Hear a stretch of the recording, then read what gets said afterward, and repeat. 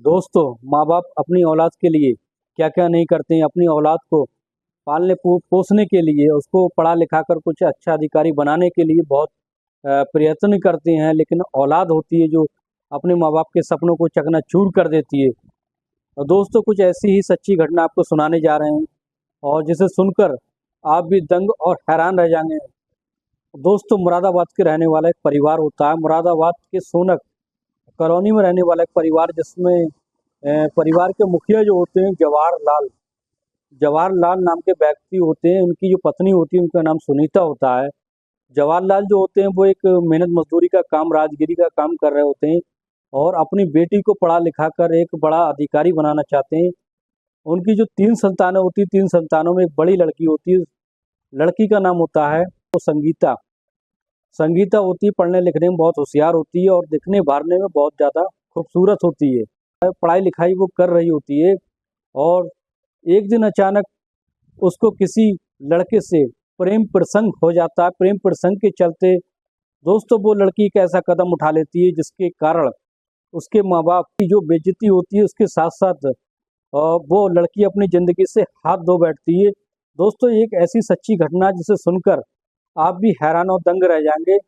नमस्कार दोस्तों, crime story में आपका स्वागत है। मैं अफसार सिद्दीकी। अगर आपने हमारे चैनल को सब्सक्राइब नहीं किया तो सब्सक्राइब जरूर कर लें। दोस्तों, ये सच्ची घटना हम आपको बताने जा रहे हैं। ये मुरादाबाद के एक कॉलोनी के रहने वाले सोनक सोनक कॉलोनी के रहने वाले जवाहरलाल होते हैं।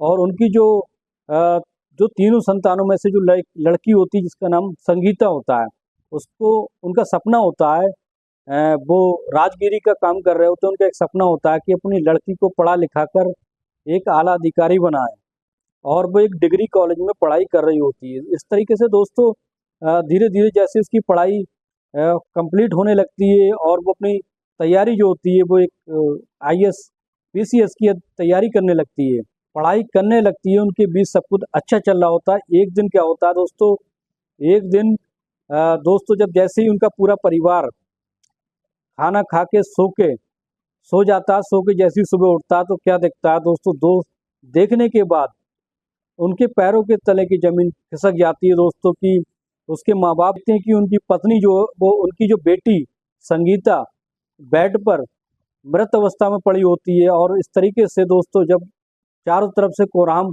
मच जाता है, गांव वाले लोग इकट्ठा हो जाते हैं किसी तरह से उसका अंतिम संस्कार करने के लिए। जैसे ही उनकी तैयारी करने लगते हैं, संगीता को अंतिम संस्कार करने के लिए ले जाने लगते हैं, किसी तरीके से पुलिस को ये सूचना मिल जाती है कि उनकी लड़की की पुलिस को ये सूचना मिल जाती है कि लड़की की जो संदिग्ध अवस्था में मौत हो गई है। और पुलिस इस घटना की छानबीन करने के लिए उनके घर पर पहुंच जाती है। पर दोस्तों क्या होता है, जैसे ही पुलिस आती है और पुलिस आने के बाद जो उसके घर वालों से पूछताछ करती है, जवाहरलाल होते हैं उनसे पूछताछ करती है कि कैसे उनकी मृत्यु हुई। तो वो कहते हैं, जवाहरलाल कहते हैं कि ऐसी कोई बात नहीं थी, लड़की अच्छी खासी थी, उससे कुछ तबीयत खराब थी, इसलिए पता नहीं क्या हुआ, रात में उसकी किसी वजह से उसकी मौत हो गई। और इस तरीके से पुलिस को जो शक हो जाता है, पुलिस को किसी ने ये सूचना दी थी कि उस लड़की की बल्कि मौत हुई है, मतलब किसी ने उसका कत्ल किया है, उसकी जो नॉर्मल डेथ नहीं हुई है। पुलिस जो होती है, अब पुलिस में और जवाहरलाल में झड़प होने लगती है और वो कहते हैं, पुलिस कहती है कि हम इसकी लाश का, संगीता की लाश का पोस्टमार्टम कराना चाहते हैं। लेकिन जवाहरलाल होते हैं वो कहते हैं इसकी नॉर्मल डेथ हुई है, हमें इससे कोई पोस्टमार्टम नहीं कराना। लेकिन पुलिस के आगे वो हार जाते हैं और पुलिस जो होती है संगीता की लाश को ले जाकर पोस्टमार्टम कराती है। पोस्टमार्टम कराने के बाद दोस्तों फिर एक ऐसी रिपोर्ट आती है जिसके बाद सारे गांव वाले हिल जाते हैं और ये सोचने लगते हैं कि ऐसा कैसे हो सकता है। पोस्टमार्टम रिपोर्ट में ये दिखाया जाता है कि उसकी जो हत्या हुई है गला दबाने से हुई है। लेकिन फिर क्या होता है दोस्तों, फिर किसी तरीके से पुलिस का शक जो होता है जवाहरलाल उसके पिता पर जाता है। और जवाहरलाल से जब वो पूछताछ करने लगते हैं तो पूछताछ के दौरान दोस्तों जवाहरलाल को थाने में लाया जाता है। और इस तरीके से जब पूछताछ होने लगती है तो जवाहरलाल कहते हैं, मुझे नहीं पता कि उसका किसने गला दबाया, मैं तो सिर्फ हम सब रात में अच्छे खासे खा पी कर सोए थे, पता नहीं किसने उसका गला दबा दिया। लेकिन पुलिस जैसे ही जब उसके पिता को ज़्यादा ही टॉर्चर करने लगती है, तो वो जवाहरलाल जो होता है वो अपनी सारे भेद को खोल देता है और कहता है कि ये हमारी लड़की होती, इकलौती लड़की थी और ये पढ़ने लिखने में बहुत ही होशियार थी और हमारा सपना था। जवाहरलाल कहता है कि मैं एक राजमिस्त्री का काम करता हूँ, मैं जितनी कमाई करता था इसकी पढ़ाई में सारे पैसे लगा देता था और मेरा सपना ये था कि ये लड़की पढ़ लिख कर आईएएस अधिकारी बन जाए और सब कुछ अच्छा चल रहा था। लेकिन इस संगीता का किसी लड़के के साथ प्रेम प्रसंग चलने लगा था और इस तरीके से जैसे ये लड़की बीए की पढ़ाई कर रही थी और इसकी मुलाकात जो होती है एक बस के ड्राइवर, बस में जो सरकारी नौकरी कर रहा होता है उसी गांव का रहने वाला राजकुमार नाम का एक लड़का होता है, उसका अफेयर इसके साथ चल जाता है लेकिन इसकी खबर किसी को नहीं होती है। लेकिन दोनों के बीच प्रेम प्रसंग इतना ज़्यादा बढ़ जाता है, लेकिन किसी तरीके से जब ये बात जवाहरलाल को पता चलती है तो जवाहरलाल जो होते हैं अपनी बेटी को समझाते बुझाते हैं कि कहते हैं कि वो कहाँ, तुम इतनी पढ़ी लिखी, वो एक मामूली सा ड्राइवर, क्यों तुम उसके चक्कर में पड़ी हो। और इत्तेफाक की बात दोस्तों फिर क्या होता है, जो ड्राइवर राजकुमार होता है वो किसी तरीके से उसका रिश्ते में भाई लगता है, कहीं ना कहीं उसका रिश्ता जो होता है वो भाई बहन का रिश्ता होता है। लेकिन इसके बावजूद भी दोनों में प्रेम प्रसंग इतना ज़्यादा बढ़ जाता है कि वो अपने पिता मानने से जवाहरलाल की बात को मानने से इनकार कर देती है। दोस्तों फिर क्या दोस्तों फिर क्या होता है, जब वो मानने से इनकार कर देती है तो जवाहरलाल होते हैं उसके परिवार से, राजकुमार के परिवार से मिलते हैं और कहते हैं कि ये हमारी लड़की से दूर रहे तो ही अच्छा है और ये रिश्ता है वो गलत रिश्ता है। अब इस तरीके से उसके दोनों के परिवार वाले और राजकुमार के जो परिवार वाले होते हैं राजकुमार को समझा बुझाकर रोक देते हैं और उसकी लड़की जो होती है, जवाहरलाल की लड़की जो होती है संगीता, वो भी कुछ दिनों के लिए रुक जाती है। लेकिन कहते हैं ना कि जब दोनों में प्रेम प्रसंग हो जाता है तो दोनों को चैन नहीं पड़ने लगता है।